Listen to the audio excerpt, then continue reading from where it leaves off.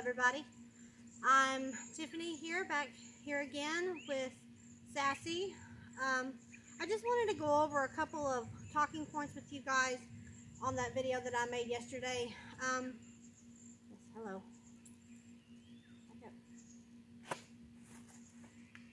It is nice and muddy out here right now. I'm going to try to do this quick because there's a storm coming. Okay, number one, I want to talk about the importance of groundwork. So there's a lot of people out there in the horse world that believe that doing groundwork is not very important. I disagree with that. To me, if you cannot have, or if you do not handle your horse very well on the ground, odds are he's probably not going to be very easy to handle under saddle. Yes, hello. Okay, I want to talk about some misinformation about groundwork. A lot of people believe that groundwork is just grooming, picking up their feet and leading, lunging, you know, just mindless circles, never doing changes of directions, just making them go round and round and round and round, and that's just not correct. There's a lot of people, like old cowboys and stuff, on ranches that will literally break a horse's spirit. Like, they'll tie him up, they'll beat the crap out of him and stuff, and just be very violent. For them, groundwork means just instilling fear in a horse instead of trust and respect. And then there's some people that say, my horse doesn't need groundwork. There's a lot of people that believe that you just get on and buck them out and just let them go. I highly disagree with that, and all I can say, it's only a matter of time before you or the horse gets hurt or worse. Okay, a horse not paying attention means a lack of respect.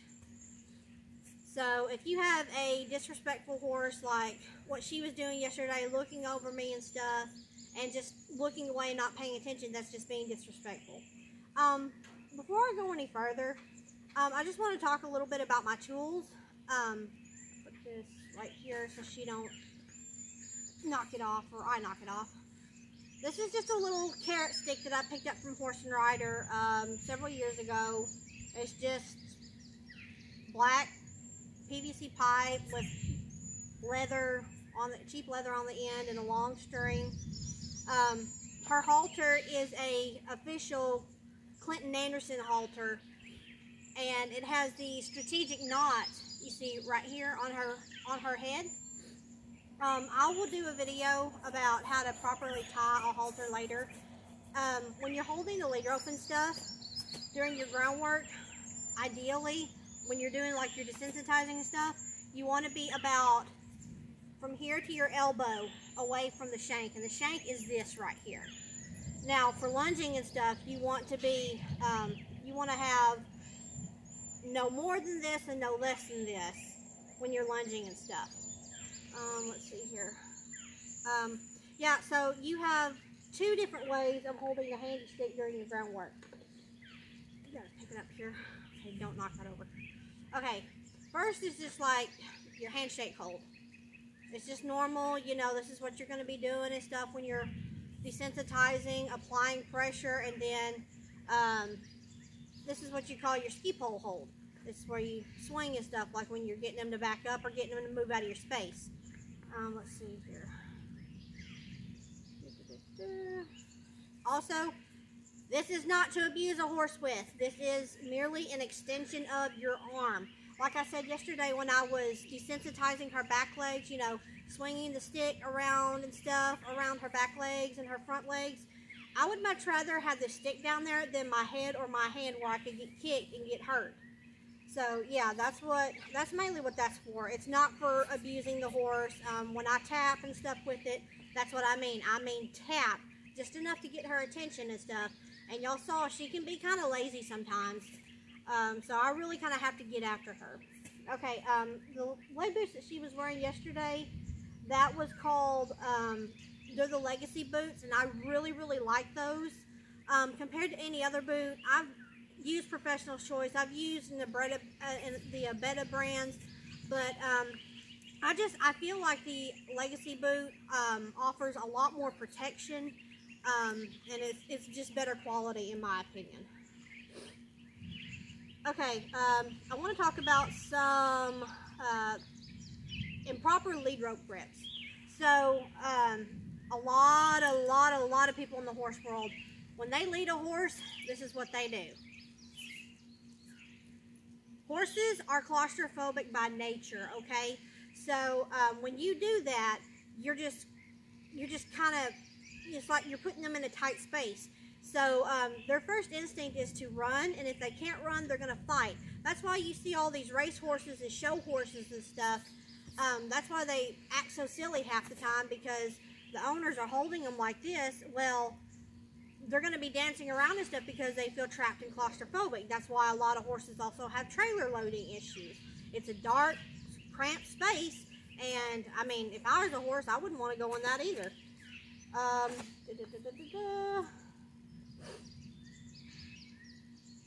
Yeah, when you do your groundwork, make sure you keep your horse's head tipped towards you. That way their focus is on you. You don't want them off looking at stuff in the beginning, especially if you've got a reactive horse and stuff that's real bad about jumping and spooking. Just be sure to keep your horse's head tipped towards you. But on the other hand, don't be pulling their head when you're doing your groundwork and stuff. Like when you're desensitizing and stuff, I know some people will kind of, you know, pull their head when they're swinging the rope and stuff. If that's just the case, just stick your finger in your pocket here, and that'll kind of anchor that hand down. Okay, let's see. Okay, very important key tip here. If your horse moves while you're desensitizing them, do not let up on the pressure. I hope you're not blocking my camera, but you probably are. Here, back up. Back up. Good girl. Okay, anyway, yes. Do not let up on the pressure until the horse, number one, stops moving his feet, and number two, shows you a sign of relaxing. And yes, I am reading this off a piece of paper. If anybody has a problem with that, oh well. Okay, let's talk about the 5 stages of relaxing. You've got lowering their head and neck. When a horse is scared, their neck and head are going to be up high. See, like this right here? I'm going to kind of bump her attention back on me. Okay, anyway. You've got licking and chewing. A nervous horse will not lick and chew. Their mouth instead will be like a fish butt. It'll really tense up. Taking a big breath or sighing. A nervous horse will be snorting and stuff. But if they take a big breath and sigh, that means that they're relaxing. And typically after that, they start chewing. Blinking their eyes. A nervous horse will not blink naturally because they're wanting to keep their eye on a predator. I mean, I don't know if that's 100% true, but I mean, think about it. If you're really scared about something, you're not going to be blinking and stuff. You're going to be focused in on it. And cocking a hind leg, of course. Like I said yesterday, you see how she's cocking heavy weight on that back foot, just kind of cocked and relaxed? That means that they're relaxed. Now, if they're kind of like up on the tip of their toe and that hind leg is tense, that definitely means they're going to get ready to kick. Just main thing to be thinking about here, when you're working with your horse, pay attention to their body language. A horse will warn you several times before kicking or biting or striking. No horse kicks, bites, or strikes for no reason whatsoever. Just pay attention to their body language. If they're telling you you're being too aggressive, try to ease up a little bit. Okay. And of course, always reward the slightest try with a rub. We're going to be talking about yielding the hindquarters and the forequarters in a minute. Just start off with one step at a time. Don't try to yield 360 degrees like I was doing. Just take it one step at a time and build on that. Okay, let's see. Okay, let's talk about body language, because that's a big one. I recently saw a video where a guy was, quote, doing groundwork with a horse. But what he was doing, he was desensitizing with the lead rope. But what he was doing, like I was showing you yesterday, he was really, you know, swinging and stuff. And see, watch when I did that. I don't know if you saw that. Her head kind of went up a little bit. Passive body language. Let's talk about that for just a second. Passive body language is just like this right here. You're nice and relaxed, and you're not asking the horse to move. Active body language is you're kind of leaned forward and you're wanting them to move. And when you're doing your desensitizing and yielding the hindquarters and stuff like that, stay at a 45-degree angle to their shoulder. So let's pretend like this is their hoof here. You're going to draw a line out this way and out this way. That's a 90 degree. Half of 90 degrees is 45. And the reason why you stay a shoulder length away or an arm's length away from the shoulder, a horse cannot strike you at that distance. I've never seen a horse strike out to the side. I've seen one cow kick, but I have yet to see one that will actually strike out to the side. And at least if you're 45 degrees away and arm's length away, you have less chance of getting hurt. Okay, let's see. And as I told you before, keep the horse's attention on you. Be effective. Do not nag the horse. Say like, I'm asking her to back up. Well, I'm not really being effective, am I? Still no response. So what I'm going to do, my favorite horseman of all time is Clinton Anderson, okay? This is where I get all my groundwork and my method from. Well, it's his method, but anyway, that's what I use on my horses. As he says, one good whack is better than 1,000 little taps. And that is true, because the more, like, if you're just sitting there tapping your horse, tapping your horse, tapping your horse, and this is all you're doing, you're never increasing the pressure or anything, that horse is going to get dull to it, and pretty soon you're just going to have a dull horse. That's why you really just be effective with your groundwork, but don't be too overly aggressive. Let's see. Yeah, some horses will not show you a sign of relaxing, like I was talking about earlier. If they don't, just wait until their feet stop moving and they stood still for about 15 seconds. I've got a horse over in the pasture that sometimes won't do that. So I just got to wait 15 seconds. Horses do not learn from pressure. They learn from the release of pressure. They are prey animals, not predators. Okay. Yeah, here's a good one. Try to scare your horse. As Clinton Anderson says, heart attacks are free, so give your horse one.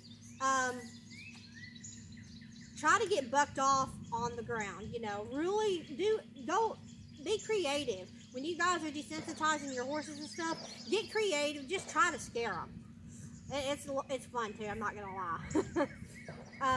I didn't do the head shy exercises, which is basically you're just gonna be standing in front of the horse. First off, make sure that they're real good, like they're nice and relaxed. That way, they're looking for a reward. Like do it after you've lunged them or something. You're just gonna go like this. If you got a head shy horse, this is really good. If you can't start that close, just start wide. Find a starting point. And then next one, you're just going to just kind of hold on to their halter. Don't be pulling on them or nothing, but just kind of get a grip on the halter just enough to, if they go to throw their head at you or something, and then just start flicking by their eyes. See? Act like you're flicking water at them. And keep doing it until they relax. Okay, yeah, yielding the hindquarters. If you've got one, basically, that's real easy. I showed you guys how to do that yesterday. If you've got one that kind of gets antsy and starts anticipating you a little bit, first off, make sure you're not being too aggressive. Like on yielding the hindquarter stage 1. Just go up, alternate, like I showed you, rub their hip, then come back up to their head and rub their head. Now, if they keep dancing around, just start yielding them immediately. Make them yield several circles, and I mean really hustle their feet. Show them the difference, and make sure your body language is correct too. Show them the difference between active and passive body language. Yeah, use a little reverse psychology. As far as the yield and back, you're going to hold the lead rope. This is the only time that you will do this. You're just going to hold the lead rope like this, like you're holding an ice cream cone. And the key here is to yield 360 degrees, and then don't let your momentum stop, and then make them back up. So if they start backing crooked, you're going to bump away the opposite direction of whatever direction that their hindquarters are going. Say like her hindquarters are going this way. Oh, wait, no, that's wrong. If her hindquarters start drifting this way, you're going to bump her head towards that. Don't bump away, don't bump in the opposite direction. I wrote that down wrong. Like if her hindquarters start drifting this way, you're going to bump her head this way.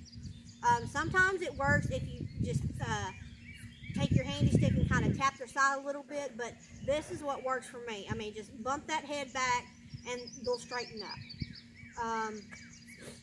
Also, something else you can do if it becomes a real problem, besides backing them up next to a fence, that way their butt can't move, you can also yield their hindquarters in the opposite direction that they're going. So, okay, and the wiggle, wave, walk, and whack, you're going to, if the horse has not moved by the time, like when you're wiggling the rope and then you start waving, and the horse still hasn't moved, basically you're just going to let the horse run into your stick. Do whatever you have to get them to move out of your space. It's very important to get a horse to back up away from you, because as you guys saw yesterday, she was kind of crowding me and stuff. That's very important. That's why you need to be able to back your horse up. It's not because you're being mean, it's because you demand their respect. They get the same treatment from another horse out in the pasture. If they get too close, what do? They get bit and they get kicked. So, nextly, I wanted to talk about the drive line. Basically, the drive line is from their shoulders, or from their cinch area and back, means go. From their, in front of their cinch area and up by their head, that means stop. That's why when you're doing your lunging and stuff, that's why it's very important to stay behind the drive line, because if you step out in front, like I showed you with her yesterday, they will stop and you're just sending them mixed signals. So be sure to stay in front of the drive line when you're desensitizing, and stay behind the drive line when you're lunging and stuff. Okay. On the sending exercise, be sure, wait till their tail passes your belly button, and you're going to be a stick length as far as the lead rope goes. You're just sending them from side to side. If you've got a horse that's hard to load in the trailer, this is also a great exercise for that. I'll demonstrate that when it gets a little bit drier. It's too wet right now. But yeah, just you're sending the horse from side to side. If you've got a horse that's spooking and stuff at objects like your arena banners or whatever, or even crossing water, if you're having trouble getting your horse to cross water while you're under saddle, you can get off and, you know, send them between you and the scary object. Find a starting point though. Don't start like right on top of the water, otherwise you're going to get stepped on and run over. Start far away from it and then gradually work your way up to it. And when they step into whatever it is that they're afraid of, you can stop them and back them up to relieve that pressure. And then your main goal is to get them to walk calmly, or stop, actually, would be ideal. To stop by whatever it is that they're afraid of. Like I said, you can use this with tarps, flags, trash cans, arena banners, water, whatever. I mean, it's just a great little tool to use when you've got a horse that's really afraid of something. Let's see. And yeah, send them between you and whatever they're afraid of. Okay, I've already talked about the lunging. This is also important. If the horse is pulling on you really bad when you're lunging and stuff, just kind of do a little bit of a pull and release. Like when they soften, you release that pressure a little bit. If they really kind of start to get to pulling on you, you can try bumping their head. Just make sure you're not doing it to the point where they get confused and start stopping. So I'll cover something else to fix that too. Okay, when you're first starting with your lunging, I'm going to use my stick here. I'm not going to let her go anywhere.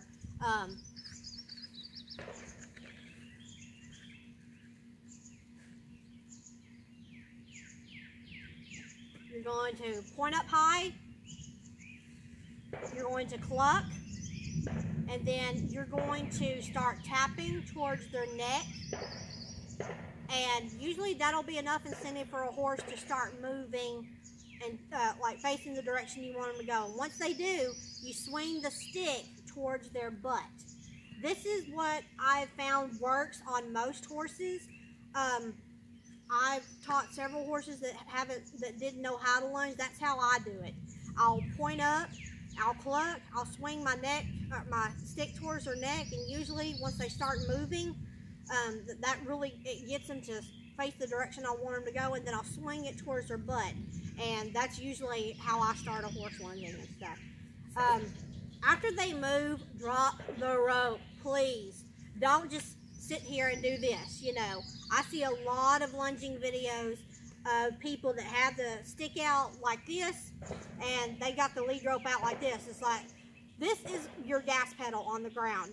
When you point up, that means go, or speed up. Once the horse is moving, put the stick behind you, like I was doing yesterday. And then, you know, go ahead and talk about yielding the hindquarters for one. What you're going to do, you're going to slide your hand down the lead rope, stab yourself in the belly, and then swing the stick towards their butt. When you first start this, you're going to probably have to do it a couple of times because the horse doesn't understand. But if they don't yield and you're close enough, tap their butt to get them to swing around and face you. Okay, whoops. Okay, yes, my neighbor's shooting again. He's trigger happy. Let's see. Okay, for lunging for respect stage 2, what you're going to do while they're still in motion, you're going to do your palm up. Then you're going to put the stick in your hand, because this is going to be the hand that you change directions with. Then you're going to grab this, put the stick out, and you're going to take a big step at the same time and point in the opposite direction that you want to go, and then swing that stick towards their face to get them to suck back on their hindquarters and roll over their hocks like a cutting horse. Some horses cannot do that. I understand that, but just try to get it the best you can, like thoroughbreds and stuff.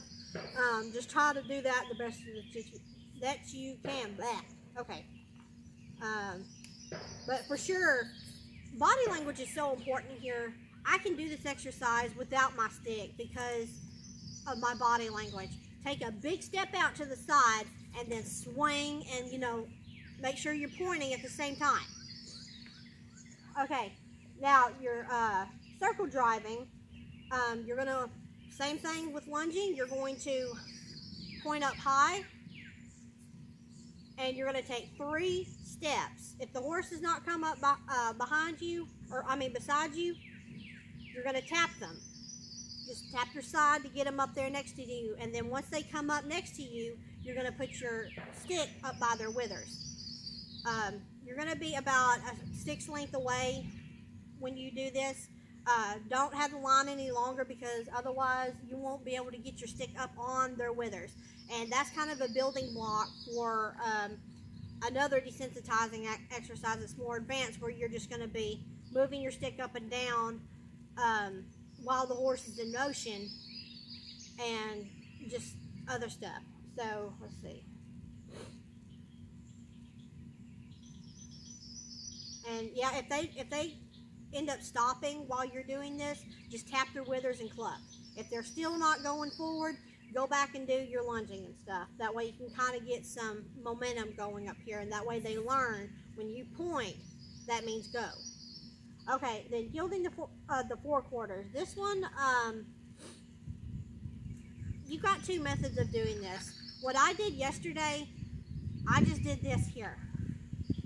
You can have it up by their shoulder, or some people will do this. Except I use this in because it's more effective. And you just put it up here by their face, and that way you can start tapping. Most importantly, guys, make sure you are tapping with rhythm. 1, 2, 3, 4. 1, 2, 3, 4. 1, 2, 3, 4. And increase the pressure until you get a response. So Like I said, be effective, and start off by doing one step at a time. Don't try to go a full 360, and when you're yielding the forequarters, make sure they're crossing in front. Don't quit until they step in front. Don't let them step behind. Yeah, once they take one step across, then that's your step, and just build on that. Something I did not show yesterday, I forgot to show the flexing exercises, and I will make a separate video on that. And I'm also planning on making a video on putting on the legacy boots, the proper way to do it, and stuff like that. Very important, for each impulsion exercise, go back and do a desensitizing exercise in between each one. I didn't do that yesterday because I didn't have time. This will balance out your pressure and desensitizing and stuff, because if you do just all desensitizing, pretty soon you're just going to have a real dull horse like this that doesn't respond to anything. Whereas if you do lots of sensitizing and making your horse move and stuff, they're going to be respectful, but they're going to be jumping all over the place and stuff. So yeah, that's really about it. I'm going to put her up because there is a storm coming. If any of y'all ever have any questions or anything, just shoot me a comment or something, and I would be glad to help you out.